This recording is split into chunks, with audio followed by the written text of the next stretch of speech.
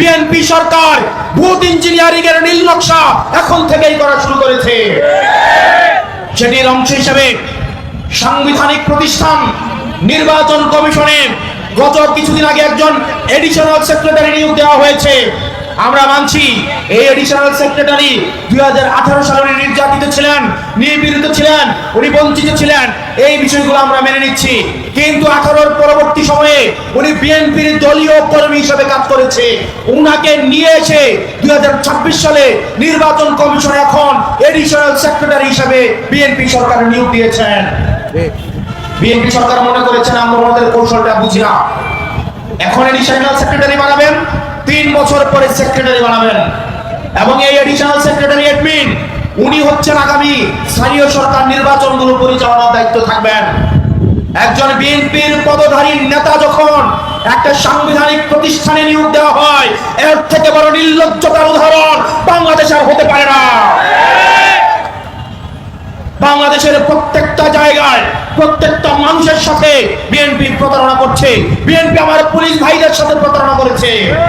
আপনারা দেখেছেন অভ্যুত্থানের পরে আমার পুলিশ ভাইয়েরা সর্বপ্রথম তাদের সংস্কারের আলাপ নিয়ে এসেছে। অত্যন্ত পরিতাপের বিষয়, বিএনপি সরকার ক্ষমতায় এসে এই পুলিশ সংস্কারের আলাপ বাদ দিয়ে দিয়েছে। এই পুলিশকে আবার বেনজির বানাতে চায়, এই পুলিশকে আবার বিপ্লব বানাতে চায়, ডিবি হারুন বানাতে চায়। কিন্তু বাংলার জনগণের সাথে থাকতে আমার পুলিশ ভাইদেরকে আমরা দলীয় হতে দিব না।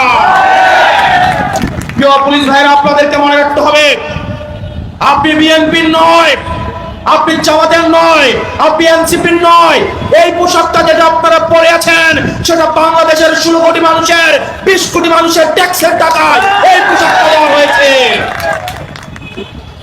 প্রিয় পুলিশ ভাইরা, আপনারা দেখেছেন আওয়ামী লীগ সরকার ক্ষমতা গ্রহণ করার পরে পুলিশকে কিভাবে জনগণের বিরুদ্ধে ব্যবহার করেছে। জনগণের বিরুদ্ধে ব্যবহার করে পুলিশকে সাক্ষী রেখে ভোট চুরি করা হয়েছে, প্রশাসনকে সাক্ষী রেখে ভোট চুরি করা হয়েছে। মনে রাখবেন, সবাই কিন্তু বেনজির হয় নাই, সবাই কিন্তু ডিবি হারুন হইতে পারে নাই, সবাইকে ভারত নেয় নাই, সবাই দুবাই যাইতে পারে নাই। আপনার খবর কিন্তু বাংলাদেশের মধ্যেই হবে।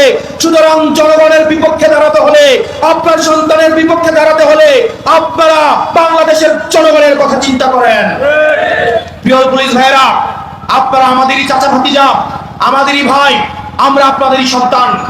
সুতরাং আওয়ামী লীগ সরকার যেভাবে আপনাদেরকে ব্যবহার করেছে, আপনাদের আল্লাহর দোহাই এবং এই জনতাকে সাক্ষী রেখে বলছি, প্রিয় পুলিশ ভাইয়েরা, আপনারা আর কোন রাজনৈতিক দলের দাবেদার হয়েন না।